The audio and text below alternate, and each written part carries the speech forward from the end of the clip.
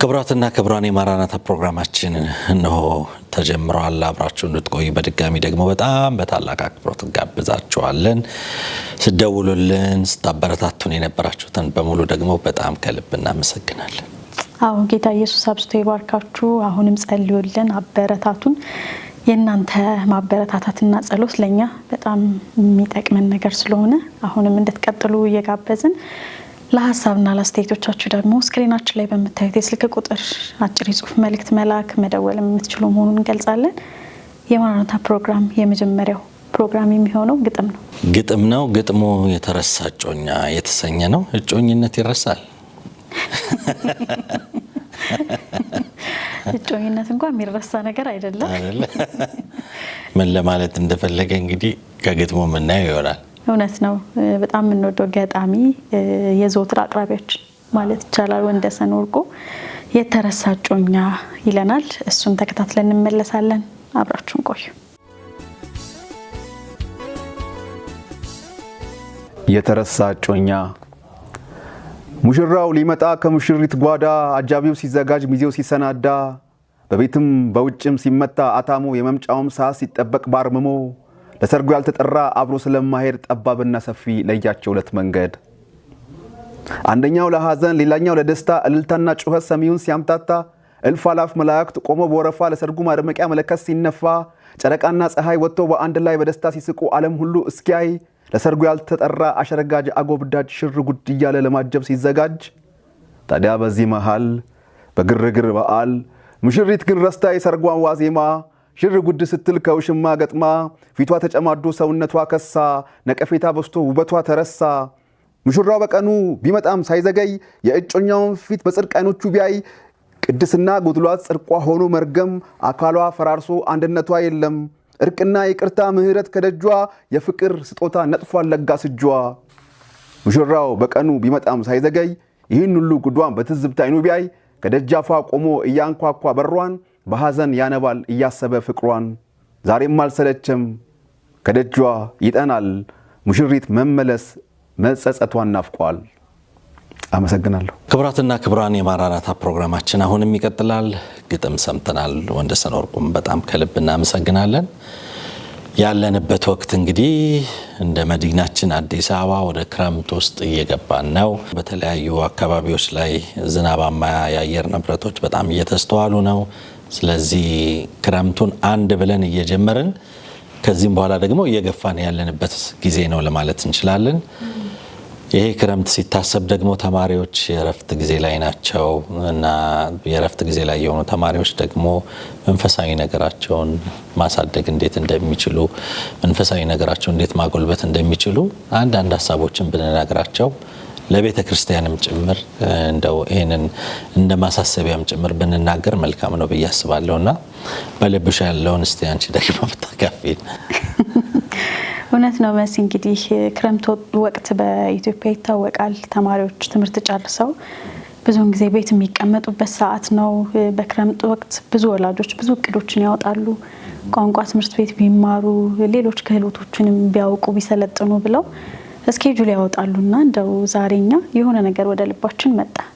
በተለይ ደግሞ ቤተክርስቲያን ለወጣቶች የምታዘጋጀው ነገር ቢኖር፣ ምክንያቱም ልጆች እንግዲህ የተለያየ ቦታ በሚውሉበት ሰዓት ብዙ ነገሮችን ይዘው ነው የሚመጡትና በቸርች ዙሪያ ላይ ያሉ የተለያዩ ስልጠናዎችን ቤተክርስቲያን እንዳንድ አድርጋ ብታዘጋጅና እነሱም ደግሞ በዚያ ውስጥ ተካተው ቢሰለጥኑ እንደው ሶሻል ሚዲያን እንዴት መጠቀም እንደሚችሉ ስልጠና ቢዘጋጅ የመንፈሳዊ እድገት የአመራር ስልጠና ከዛም በተጨማሪ ደግሞ የህይወት ክህሎት ስለ ወንጌልና ተልእኮ እነዚህ ጠቆም የምናረጋችሁ እናንተ የበለጠ ነገር አድርጋችሁ ወጣቶችን ቲኔጆችን ለማብቃት ይህንን ክረምት እንድትጠቀሙበት በማሰብ ነው።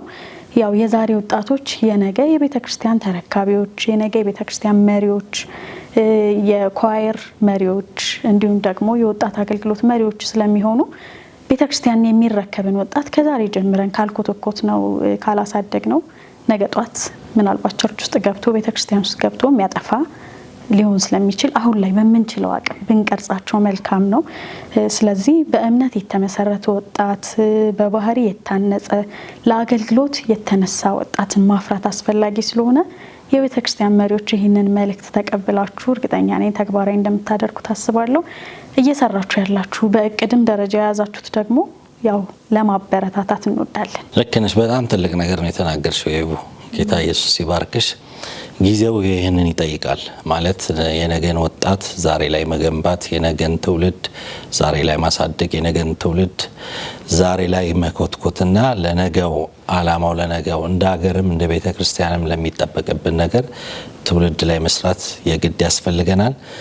ያልሻቸው በጣም ትልልቅ ነጥቦች ናቸው እና በእነዚህ ዙሪያ ላይ ቤተክርስቲያን በዚህ በሳመር ኮርስ የምታዘጋጁ አብያተ ክርስቲያናቶች አላችሁ። በዚህ ዙሪያ ላይ በጣም ትልቅ ስራ ትሰራላችሁ ብለን እናስባለን። በተለይም ደግሞ አሁን ወጣቱ ትውልድ የሶሻል ሚዲያም ሰለባ ስለሆነ በዛም አቅጣጫ ላይ በደንብ የተጠናከረ ነገር ትውልዱ ሊያድን ትውልዱ ሊታደግ በሚያስችል መልኩ እንድትሰሩ ይህንን ለማበረታታት እንወዳለን። ሀሳብ ነው የሰጠናችሁ። እናንተ በፈለጋችሁት በወደዳችሁት መልኩ ልታደርጉት ትችላላችሁ። እንደው ከተዘናጋችሁም ለማስታወስ እየሰራችሁም ከሆነ ደግሞ ተጨማሪ ሀሳብ ለመስጠት በተለያየ መንገድ ደግሞ ምናልባት ይህንን ነገር ላላሰባችሁትም ደግሞ እንድታስቡት ለማድረግ ያህል ነው። ይሄ በታላቅ አክብሮትና ትህትና ለእናንተ የምናደርሰው ሀሳብ ነው።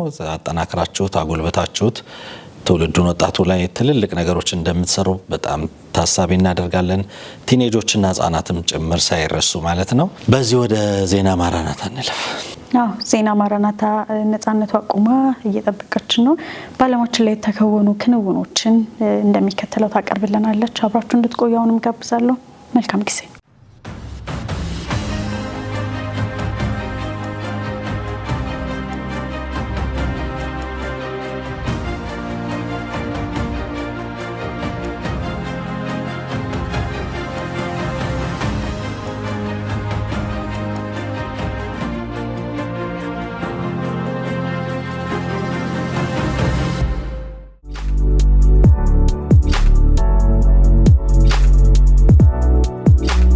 ሰላም ለእናንተ ይሁን።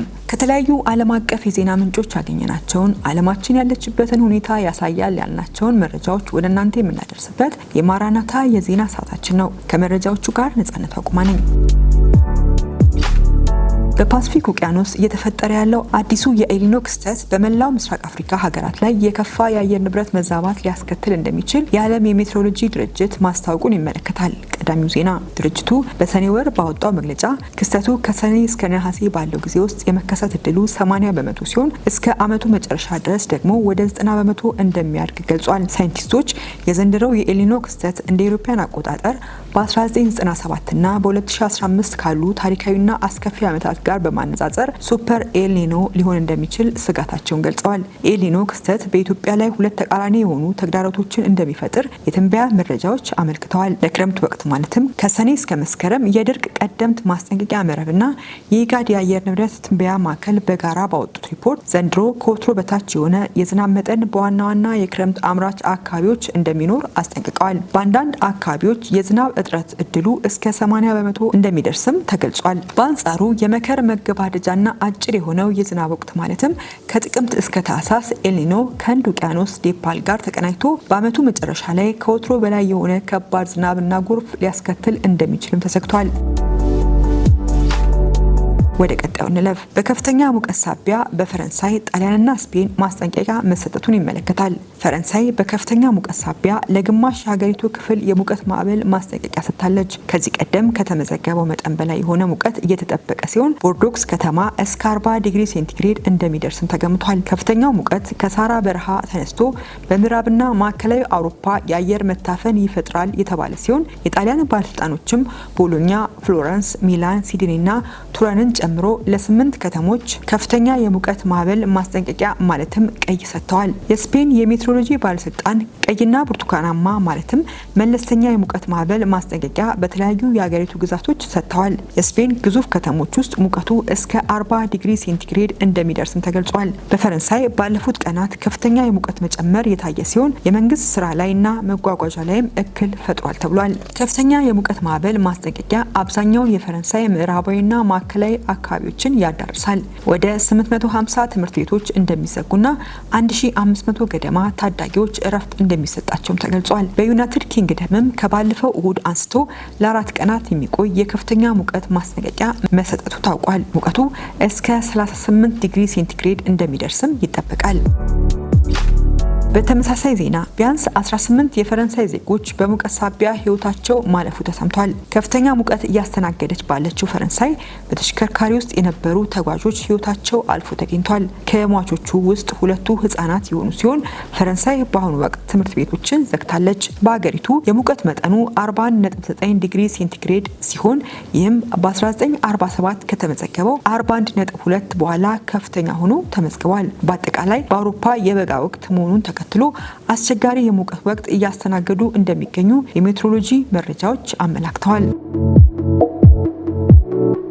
ከዚሁ ርዕሰ ጉዳይ ሳንወጣ በዓለም ዋንጫ ወቅት ያለው ሙቀት ለተጫዋቾች አደገኛ ሊሆን እንደሚችል ሳይንቲስቶች ማስጠንቀቃቸው ተሰምቷል። ፊፋ በዓለም ዋንጫ ወቅት በከፍተኛ ሙቀት ምክንያት የሚፈጠር ጉዳትን ለመከላከል ያስቀመጣቸው የቅድመ ጥንቃቄ እርምጃዎች በቂ አለመሆናቸውን ሳይንቲስቶች አስጠንቅቀዋል። ተጫዋቾች ከልክ ባለፈ ወበቅ ምክንያት ለጉዳት እንደሚጋለጡም ተመራማሪዎቹ አስታውቀዋል። ዓለም አቀፍ የጤና ባለሙያዎችና የአየር ንብረት ለውጥ በስፖርት ያለውን ጫና የሚያጠኑ ሳይንቲስቶች ቡድን በጻፈው ግልጽ ደብዳቤ ፊፋ የወሰደው የጥንቃቄ እርምጃ አሁን ካለው ሳይንስ ጋር እንደማይጣጣም ገልጸዋል። ፊፋ ያስቀመጣቸውን የቅድመ ጥንቃቄ እርምጃዎች ምክንያታዊ አድርጎ ለመውሰድ እንደሚያስቸግር ሳይንቲስቶቹ ጠቅሰዋል። ሰውነትን ለማቀዝቀዝ እረፍት መውሰድና ከልክ ያለፈ ወበቅ በሚከሰትበት ወቅት ግጥሚያን ማራዘምን ጨምሮ ጠንካራ የቅድመ ጥንቃቄ እርምጃዎች መወሰድ እንዳለባቸው አሳስበዋል። በአሜሪካ፣ ካናዳና ሜክሲኮ በሚካሄደው የዓለም ዋንጫ ከልክ ያለፈ ሙቀት መሰናክል ሊሆን እንደሚችል ተሰክቷል።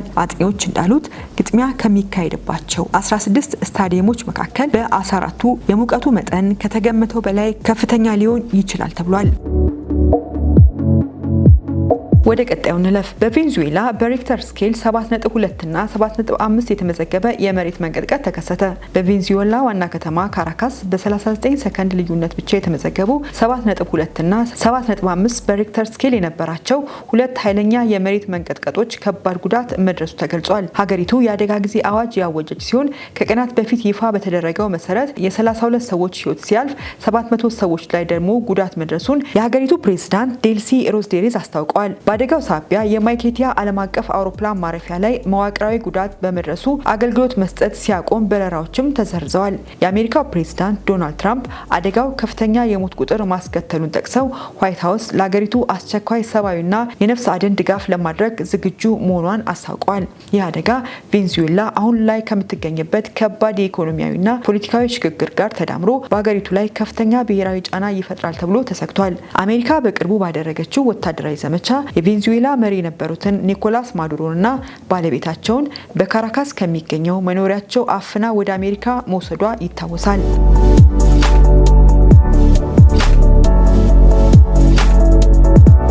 ወደ ቀጣዩ እንለፍ። በኮንጎ የተከሰተው የኢቦላ ወረርሽኝ በመጀመሪያ ወር የተመዘገበ ከፍተኛ ስርጭት ነው ሲል የዓለም ጤና ድርጅት መግለጹን ይመለከታል። የዓለም ጤና ድርጅት WHO በዲሞክራቲክ ሪፐብሊክ ኮንጎ የኢቦላ ወረርሽኝ በተከሰተ በመጀመሪያ ወር 1000 ሰዎች በቫይረሱ መያዛቸውን ገልጿል። ይህም በአገሪቱ ታሪክ ወረርሽኙ በተከሰተ የመጀመሪያ ወር ላይ ብዙ ሰዎች የተያዙበት የኢቦላ ወረርሽኝ ያደርገዋል። እንደ ኮንጎ ጤና ሚኒስቴር መረጃ እስከ ባለፈው ሰኞ ድረስ 267 ሰዎች በቫይረሱ ሲሞቱ 1048 ሰዎች መያዛቸው ተረጋግጧል። የበሽታውን ስርጭት ለመግታትና በመጨረሻም ለማስቆም እንዲረዳ የዓለም ጤና ድርጅት የ$115 ሚሊዮን ድጋፍ ጥሪ አቅርቧል። በማድመጥ ላይ ያላችሁት የማራናታ ዝግጅት ዜናዎችን ነው።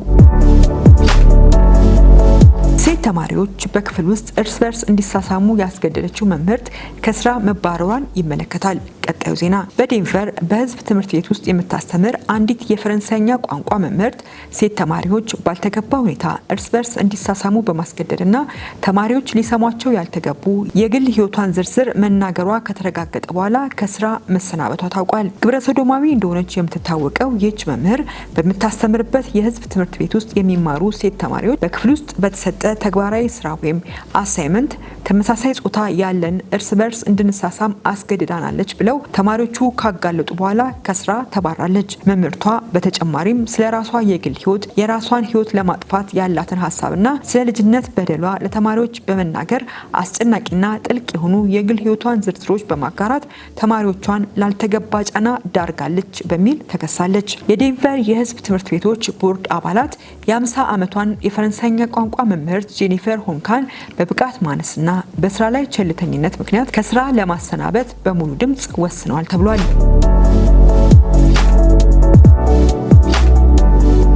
ወደ ቀጣዩ እንለፍ። የአሜሪካዋ ኦሃዮ ተማሪዎች ከጋብቻ በኋላ ልጅ እንዲወልዱ የሚያስገድድ የህግ ረቂቅ ማውጣቷን ይመለከታል። የስኬት ቅደም ተከተል ወይም ሰክሰስ ስኩዌንስ የተባለው ሞዴል በአዋቂነት እድሜ ላይ በደህንነት የመኖር እድልን ለመቀነስ ቢያንስ የሁለተኛ ደረጃ ትምህርትን ማጠናቀቅን፣ የሙሉ ጊዜ ስራ መያዝንና ልጅ ከመውለድ በፊት መጋባትን ያጠቃልላል። የኦሃዮ ህግ አውጪ ምክር ቤት ህግ አውጪዎች ወጣቶችን ለስኬታማ ህይወት ለማዘጋጀት የሚያስፈልግ እርምጃ ነው ያሉትን የመንግስት ትምህርት ቤቶች ወጣቶች ልጅ ከመውለዳቸው በፊት እንዲጎለሙሱና እንዲጋቡ በግልጽ እንዲያስተምሩ የሚያስገድድ ህግ አጽድቋል። የህግ ረቂቅ ኤስቢ 276 ማሻሻያዎችን የሚመለከት ሲሆን እያንዳንዱ የመንግስት ትምህርት ቤት ከስኬት ቅደም ተከተል ጋር የተጣጣመ ትምህርት እንዲሰጥ የሚያዝ ግዴታን ያካትታል ተብሏል። ይህ ቅደም ተከተል ከተለያዩ ተቋማት በተገኙ ጥናቶች ላይ የተመሰረተ ሲሆን የሁለተኛ ደረጃ ትምህርታቸውን የሚያጠናቅቁ የሙሉ ጊዜ ስራ የሚያገኙና ልጅ ከመውለዳቸው በፊት የሚጋቡ ግለሰቦች በአዋቂነት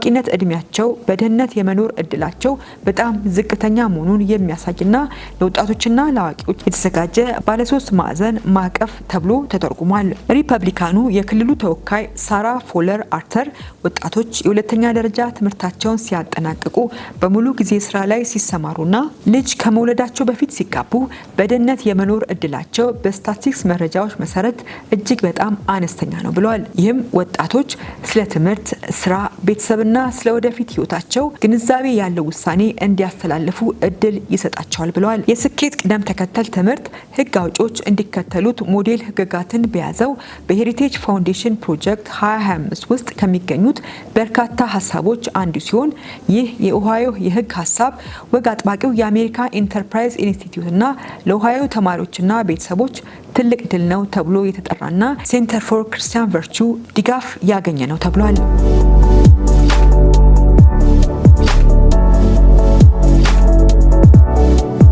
ወደ ቀጣዩ እንለፍ። የጋና መንግስት በቤተሰብ እሴቶችና በሉዓላዊነት ላይ የሚያተኩር የአፍሪካ የፓርላማ አባላት ጉባኤን በዋና ከተማዋ አክራ ማስተናገዱን ይመለከታል። የጉባኤው ተሳታፊዎች ለአፍሪካ ቀጠና የተዘጋጀውን የቤተሰብ እሴቶች ረቂቅ ቻርተር ላይ የተወያዩ ሲሆን በተመሳሳይ ጊዜ የጋና ፓርላማ ብሔራዊ የቤተሰብ እሴቶች ህግ በማጽደቅ ለሀገሪቱ ፕሬዝዳንት ለፊርማ ልኳል። ይህ ረቂቅ ቻርተር የተባበሩት መንግስታት ድርጅት ተመድ ውርጃን ለማስፋፋት የሚያደርገውንና ከጊዜ ወደ ጊዜ የተጠናከረ የመጣውን የስነ ተዋልዶ ጤና አከራካሪ ትርጓሜ እንዲሁም አጠቃላይ የወሲብ ትምህርት በሚል መሪ ቃል ለልጆች በትምህርት ቤቶች የሚሰጡ አጋላጭ ስርዓተ ትምህርቶችን ይቃወማል ተብሏል። ቻርተሩ ቤተሰብ የማህበረሰብ መሰረት መሆኑን የሚያረጋግጥ ሲሆን በአፍሪካ አውድ ውስጥ ጾታ ወይም ጀንደር የሚለው ቃል ወንድና ሴትን ብቻ እንደሚያመለክትም ይገልጻል። የቤተሰብ ምንነትን እንደገና ለመተርጎምና የጾታ ደንቦችን ለመለወጥ የሚደረጉ ጥረቶች ከሌሎች አካባቢዎች በአፍሪካ ላይ የሚጫኑ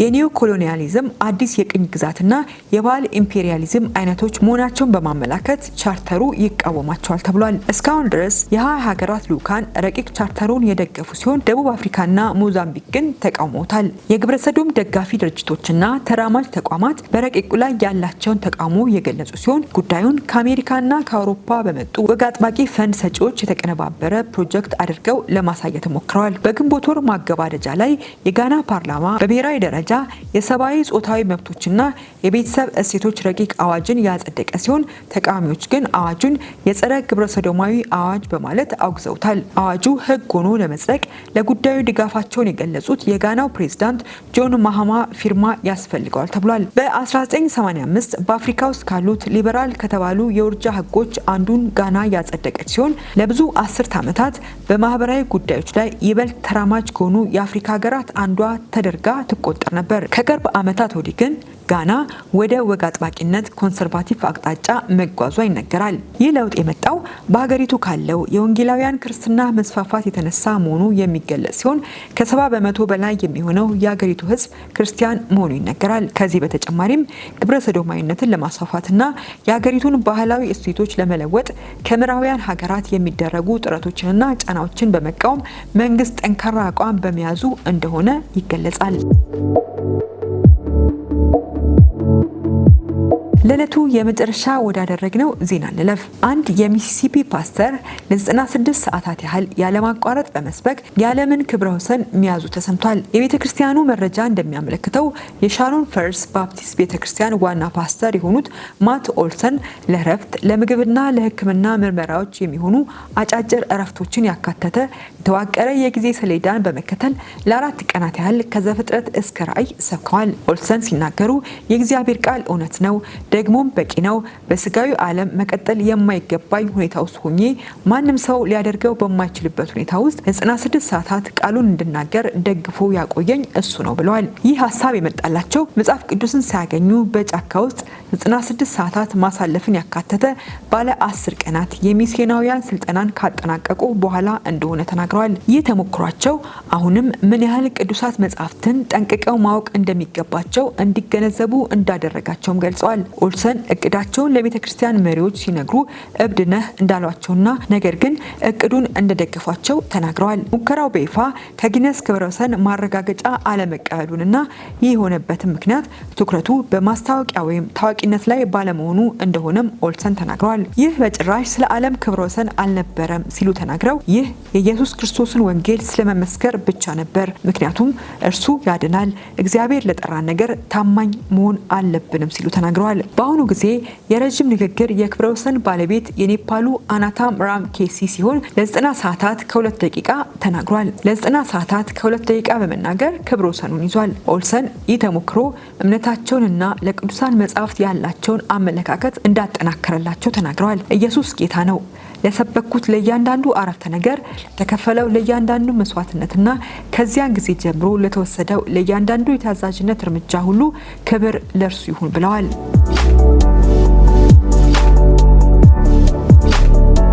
ከተለያዩ ዓለም አቀፍ መገናኛ ብዙሃን ያገኘናቸው ለዕለቱ ያዘጋጀንላችሁ የማራናታ ዜናዎች እነዚህ ነበሩ። ከቀሪዎቹ የማራናታ ፕሮግራም ዝግጅቶች ጋር መልካም ቆይታ ይሁንላችሁ። ሰላም ለእናንተ ይሁን።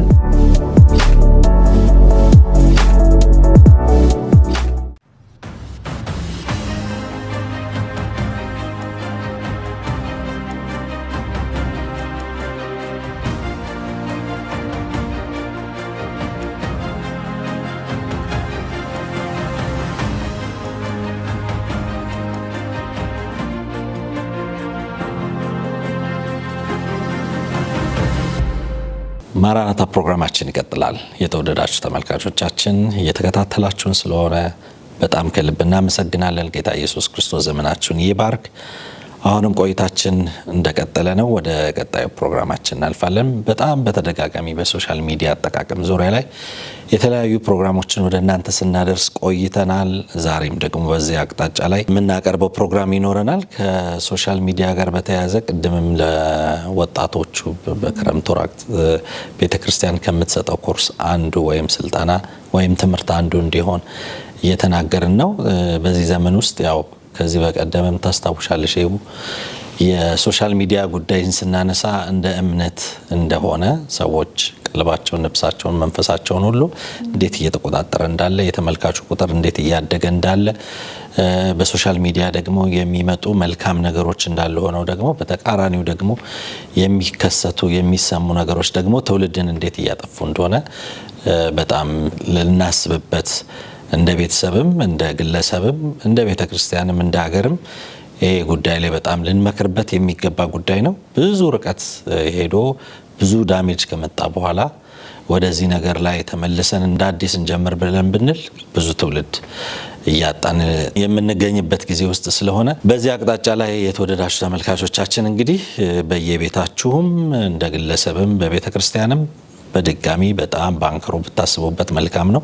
ይህንን የምልበት ምክንያት ሰሞኑንም ጭምር ከሶሻል ሚዲያ ማዘውተር ጋር ከሶሻል ሚዲያ እይታ ጋር በተያያዘ በጣም በሚገርም ሁኔታ ራሳቸውን ለማጥፋት የሚፈልጉ ወጣቶች ቲኔጆች ቁጥር እየጨመረ ያለበት ሁኔታ ነው።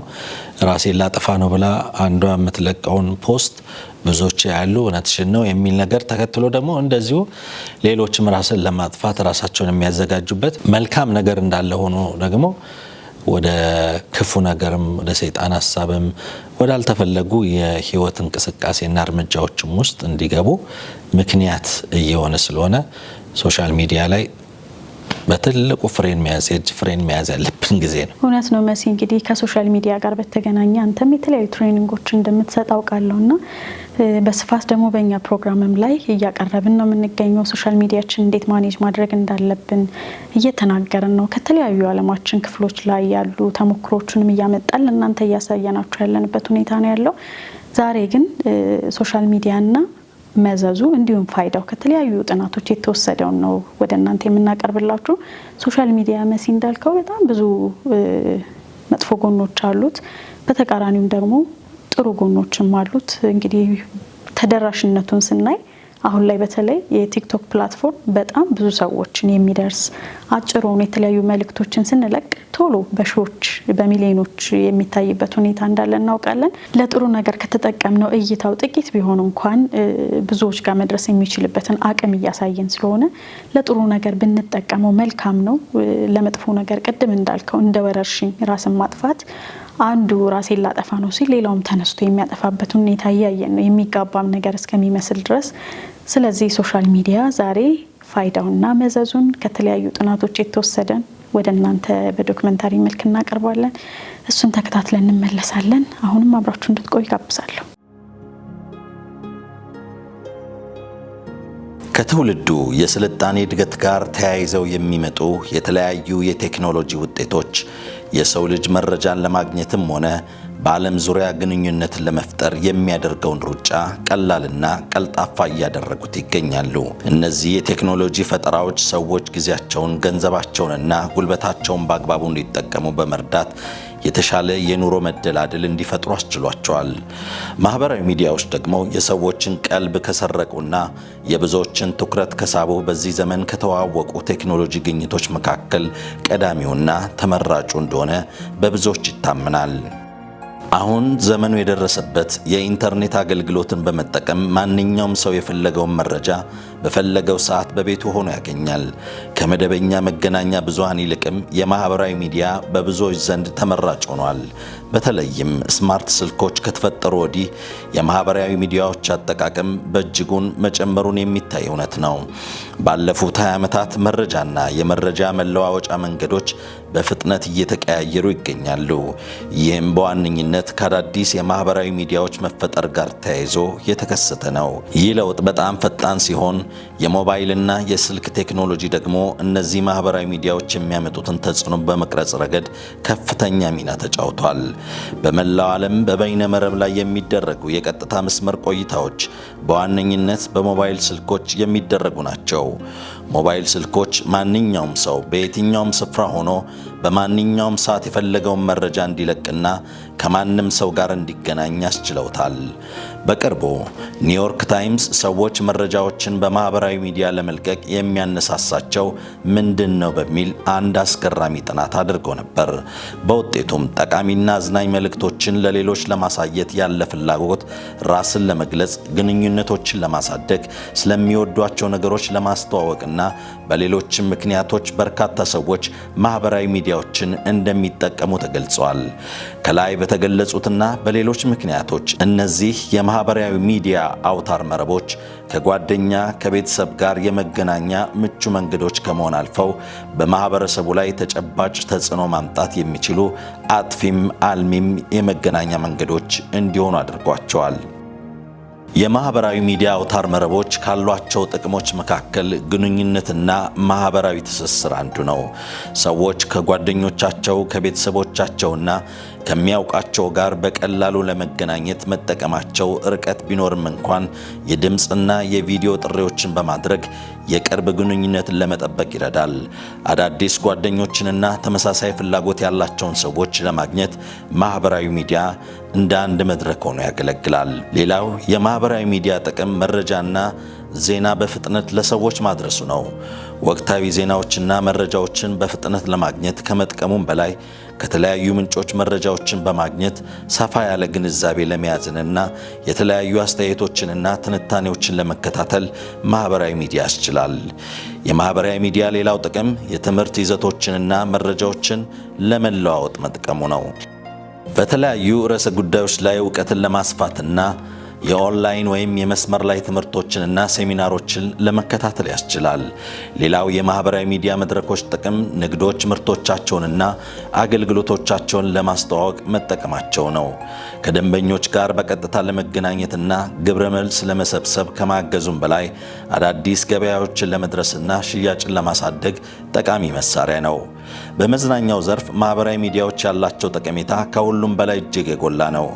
ቪዲዮዎችን፣ ሙዚቃዎችን ወይም ዝማሬዎችንና ሌሎች የመዝናኛ ይዘቶችን ለመመልከትና ለማጋራት እንዲሁም ከጓደኞች ጋር አስቂኝና አዝናኝ ይዘቶችን በመለዋወጥ ጊዜን ለማሳለፍ ይረዳል። ሰዎችን ለተለያዩ ማህበራዊ ጉዳዮች ለማንቃትና ለማሰባሰብና ማህበራዊ ንቅናቄና ለውጥ ለማምጣትም የማህበራዊ ሚዲያ ፋይዳ እጅግ ትልቅ ነው። የተቃውሞና የድጋፍ እንቅስቃሴዎችን ለማስተባበር ከማገዙም በላይ የህዝብን ድምፅ ለማሰማትና ለውጥ ለማምጣት ብርቱ መሳሪያ ነው። የማህበራዊ ሚዲያ ተጽዕኖዎች በፖለቲካው፣ በንግዱ፣ በባህሉ፣ በትምህርትና ሙያ እንዲሁም በመንፈሳዊ ረገድ በሌሎችም እጅግ ብዙ ከመሆኑም በላይ በማህበረሰብ ሰላምና መረጋጋት ዙሪያ ያላቸው ተጽዕኖም አሌ የማይባል ነው።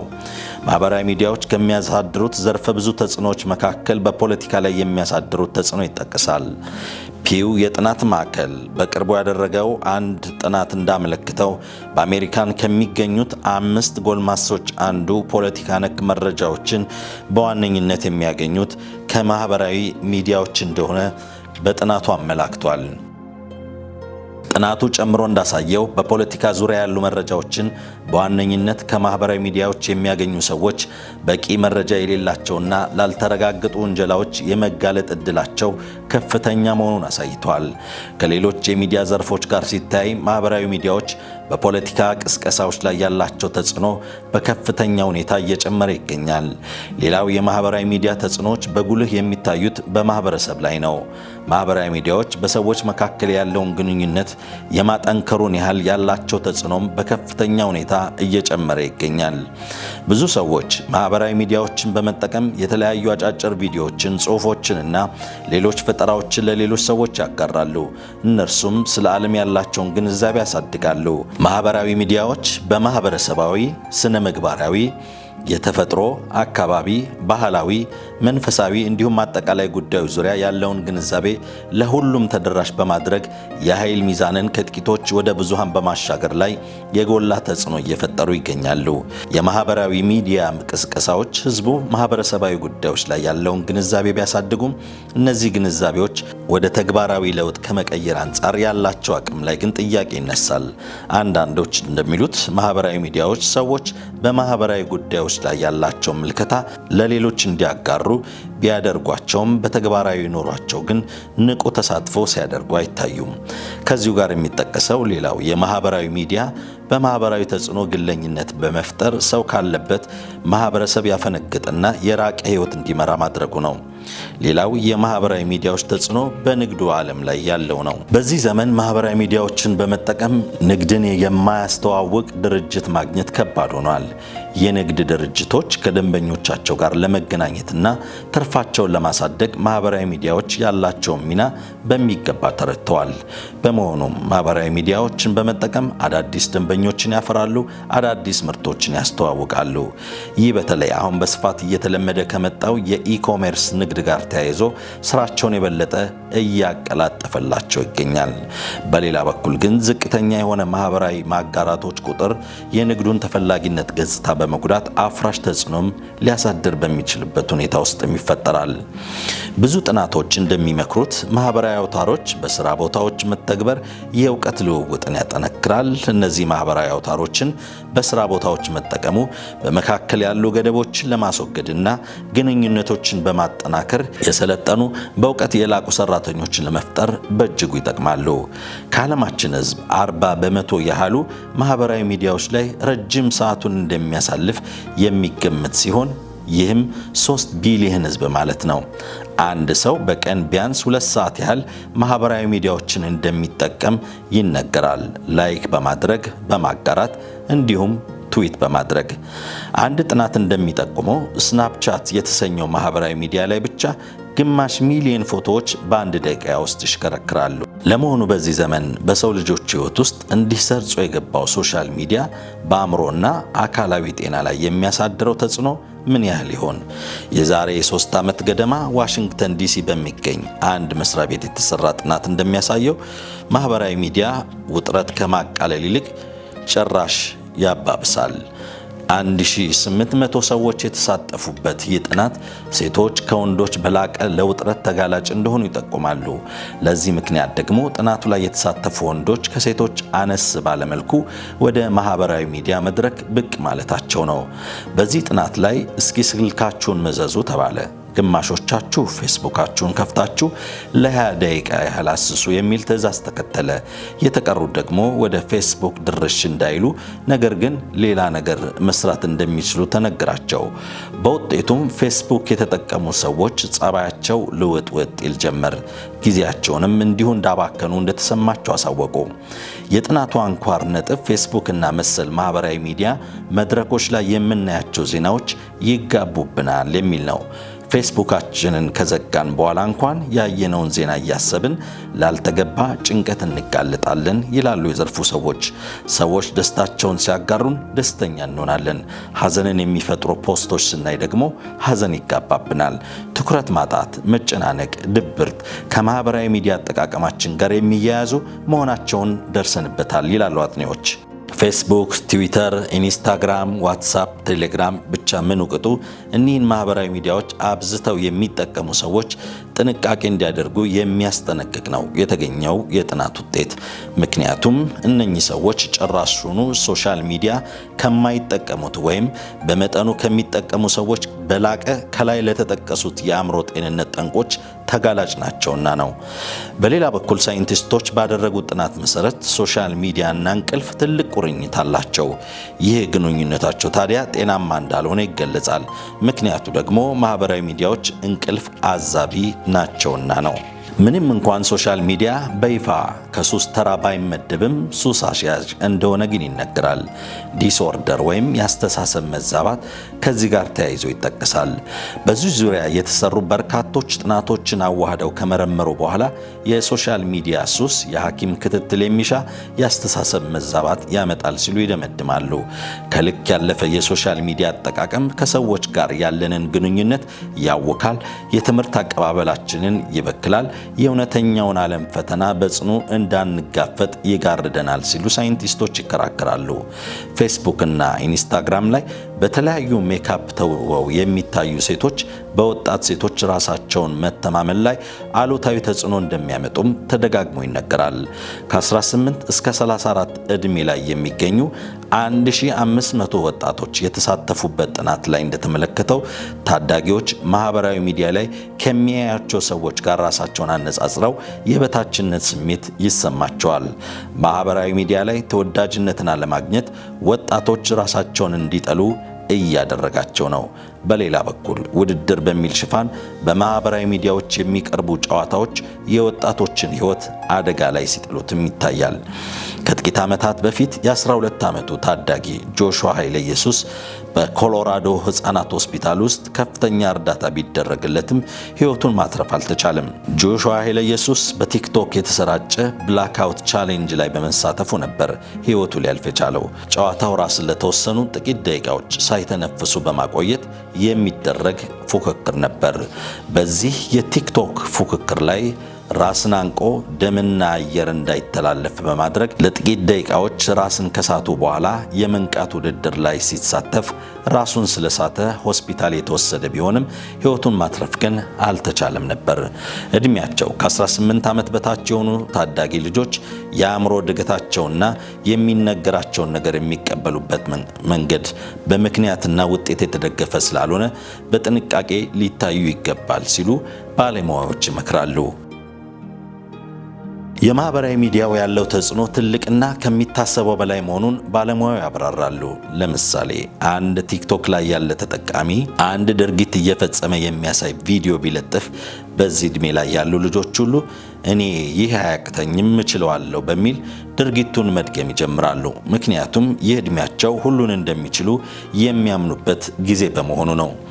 የማህበራዊ ሚዲያ ተከታዮቻቸው በእውነት ከነርሱ ጋር እንዳሉ የሚያስቡበት በምክንያትና ውጤት ከሚያምነው የአእምሮ ክፍላቸው ይልቅ ኢጎ የሚባለው በስሜት የሚያምኑበትና ድርጊት የሚፈጽሙበት ጊዜ ይበዛልና ነው። በተጨማሪም ይህ ጊዜ እኔ ማን ነኝ በማለት የሚጀምሩበትና ጉርምስና ውስጥ እያለፉ ያሉበት ወቅት በመሆኑ በዚህም ተጽዕኖ ማህበራዊ ሚዲያ ላይ የሚለጥፉት ነገር ብዙ ላይክ እንዳገኘ ለማሳየት ይፈልጋሉ። በዚያው መጠን ደግሞ ተከታዮቻቸውን ለማብዛት ይጥራሉ።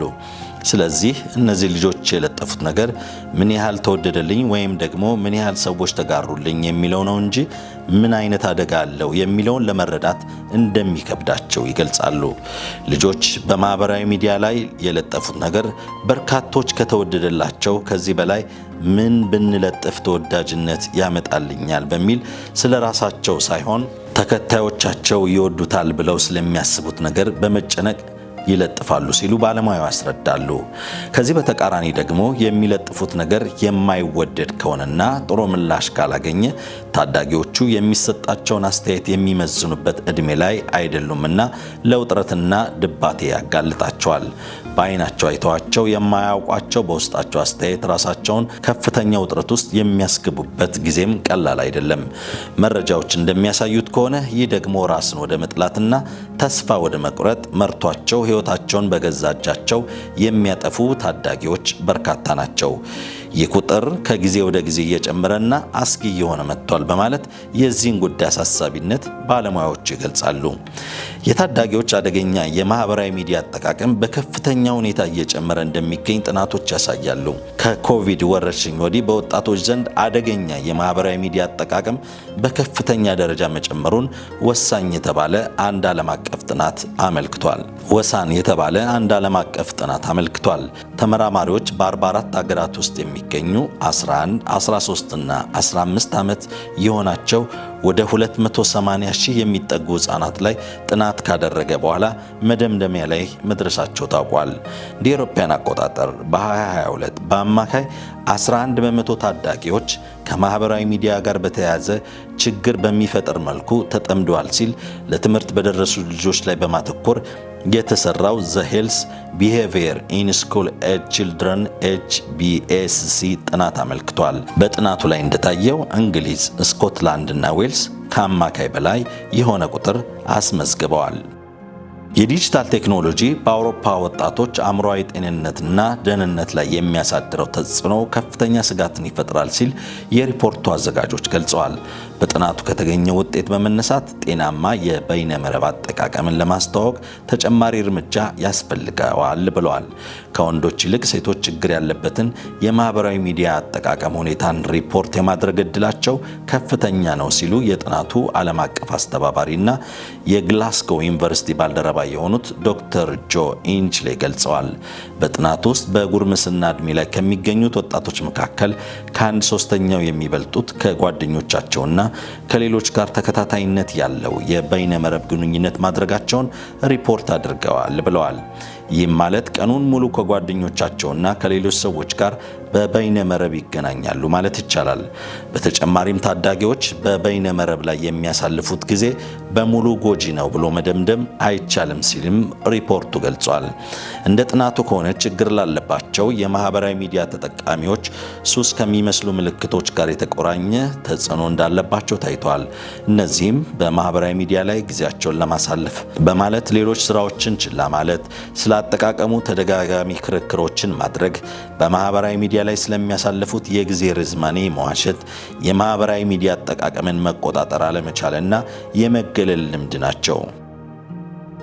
ችግር ያለበት የጌም አጨዋወትን በተመለከተ ደግሞ ከሴቶች ይልቅ ወንዶችን ይመለከታል በሚል ስጋት የተቀመጠ ሲሆን በየቀኑ ጌም የሚጫወቱት ወንዶች አማካይ 46 በመቶ ሲሆኑ ይህ አሃዝ በእንግሊዝ 52 በመቶና በስኮትላንድ ደግሞ 57 በመቶ ደርሷል።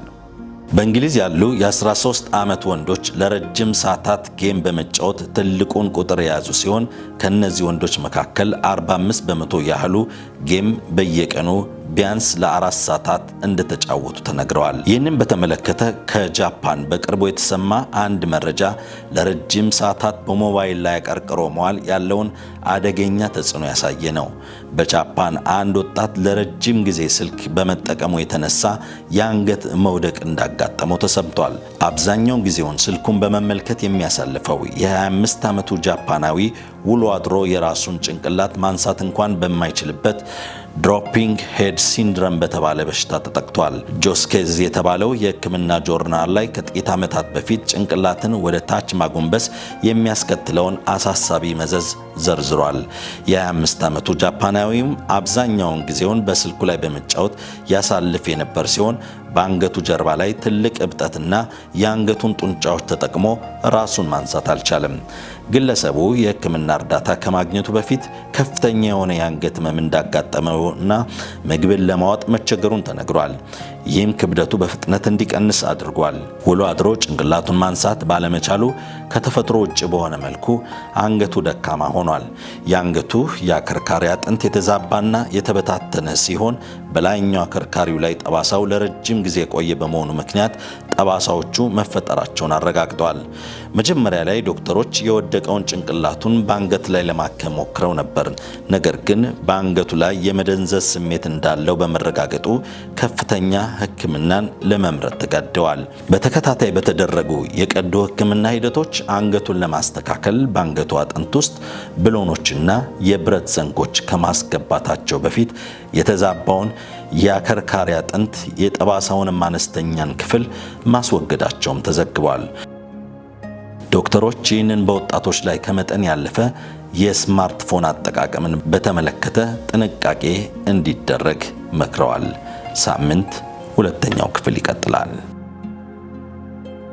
ሌፍት ቢሃይንድ ክፍል 3 ነው ተከታትለን የተመለስ ነው። በሚቀጥለው ሳምንት ደግሞ ክፍል 4 የሚቀጥል ነው የሚሆነው። የማራናታ ተመልካቾቻችን ፊልሙ እንደወደዳችሁት እናምናለን። እንግዲህ በተከታታይ ሳምንታት ወራት በሚባል ደረጃ በመጨረሻው የፕሮግራማችን ክፍል ላይ በልባችን የሞላውን ነገር ለተመልካቾች እናካፍላለን። ብዙ ተመልካቾች ደግሞ በጣም በዚህ ፕሮግራም ላይ በጣም ደስተኞች ናቸው፣ እየተጠቀሙ እንዳሉ እየነገሩን ያሉት። ዛሬም ደግሞ ትንሽ ነገር እንላችኋለን። አብራችሁ እንድትሆኑ በድጋሚ ጋብዛለሁ። ወደ መሲ ሰሞኑን ከወንድሞች ጋር በተለያየ ርዕሰ ጉዳዮች ላይ ስናወራ ነበርና ድንገት ሀሳብ ወደ ልቤ መጣና ከዛ ዛሬም ይሄንን መናገር እንዳለብኝ ልቤ ሙሉ ስለሆነ በሱ አቅጣጫ ነው። ምንድነው በምድር ላይ ስንኖር እግዚአብሔር የሰጠን ትልቅ ተልእኮ አለ። የተልእኮ ሰዎች ነን። በተልእኮ የምንንቀሳቀስ ሰዎች ነን። በምድር ላይ በሰራነው ስራ ደግሞ በሰማይ ደግሞ የሚጠብቀን ሽልማት ያለን ሰዎች ነን እና ምድር ላይ ስንመጣ ያለምንም ምክንያት እንድንመጣ የተደረግን ሰዎች አይደለንም።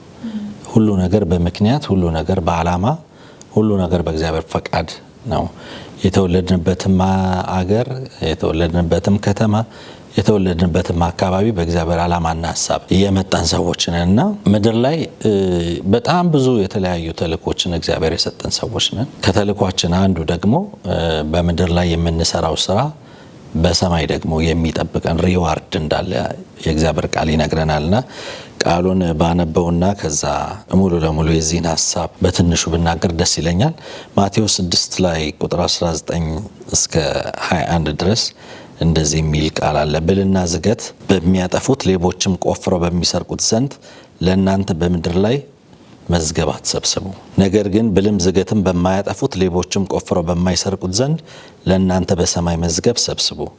መዝገብ ባለበት ልብ ደግሞ በዚያ ይሆናልና ይላልና ብዙ ጊዜ ሳስብ ማለት ነው እዚህ ምድር ላይ የምንኖር ሰዎች በተለይ አፍሪካውያን የሆንን ሰዎች ከምንኖርበት፣ ከምናልፍበት፣ ከምንመላለስበት በኢኮኖሚም በጦርነትም በተለያየ መንገድ ከምናልፍበት ነገር የተነሳ ምድር ላይ ላለው ነገር እንድንጓጓ የሚያደርገን በጣም ብዙ ነገሮች አሉ ማለት በመድር ላይ እንዲያልፍልን በመድር ላይ ባለ ነገር ላይ ብዙ ነገሮች በህይወታችን ውስጥ እንዲመጣ እግዚአብሔር እንዲያሳካልን እግዚአብሔር ከድህነት ቀንበር ከፖለቲካውም ከምንም እንዲያሳርፈን የምንፈልግበት ብዙ ነገር አለ።